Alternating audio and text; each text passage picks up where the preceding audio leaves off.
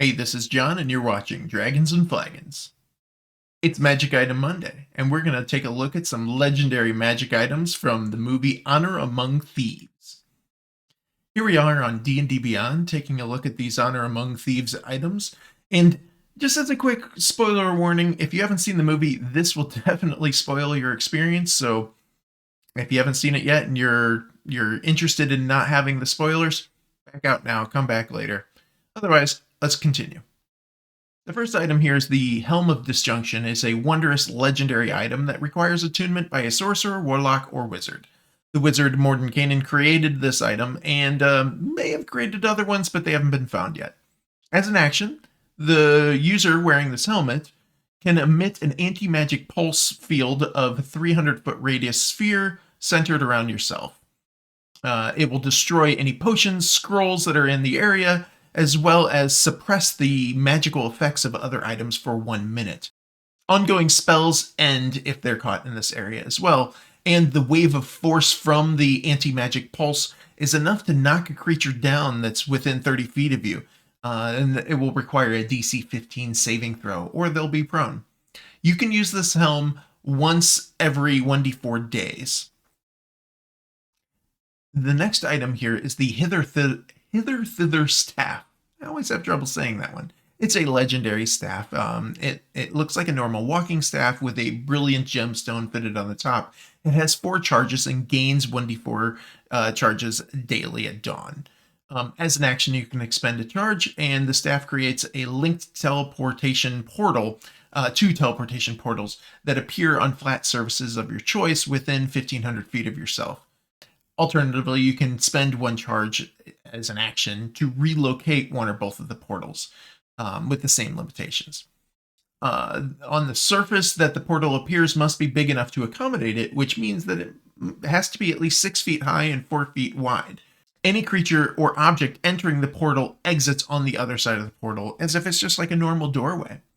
The portal can appear on moving surfaces, and the effect of the portal's end if the portals are more than 1 mile apart from each other. As a bonus action while holding the staff, you can close both portals, ending the effect, or suppress one of the portals, causing it to disappear while you relocate it. Let's take a look at the next one. We have the Horn of Beckoning Death, another wondrous item, legendary, required attunement by a sorcerer, warlock, or wizard. Resembling a small dragon's horn, this arcane device glows with a hellish internal light when held. As an action, while holding this horn, you can make the necromantic effect of Beckoning Death. Beckoning Death arrives at the start of your next turn and causes a large crimson cloud to fill a 30-foot radius sphere centered on the horn. The sphere won't move with the horn, so at the start of your next turn, the sphere's radius will increase by 30 feet as well.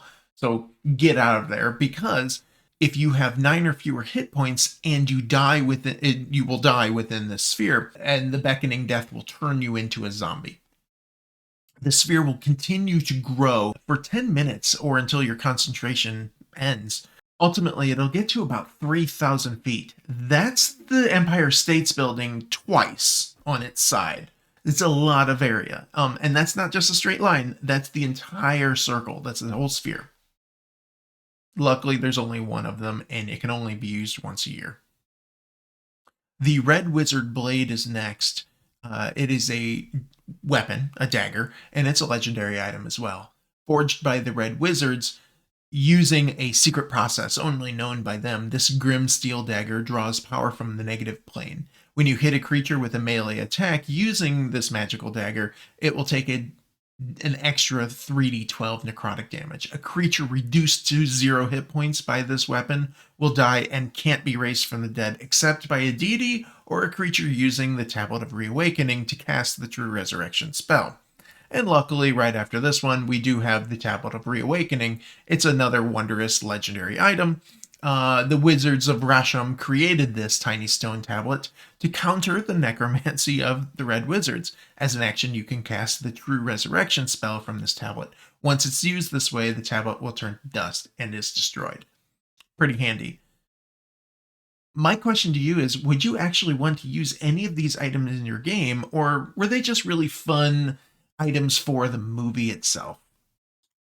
I personally think these are pretty powerful items, so obviously you wouldn't be giving them in low level or even mid level games. But I'd love to hear what your thoughts are. At your table, would you give these items? Is there ever a need to have a Tablet of Reawakening or some sort of red wizard blade? Or do you need to kill a lot of people and turn them into zombies? Do you want to recreate this movie? Let me know your thoughts in the comments below. And until next time, thanks for watching and happy adventuring.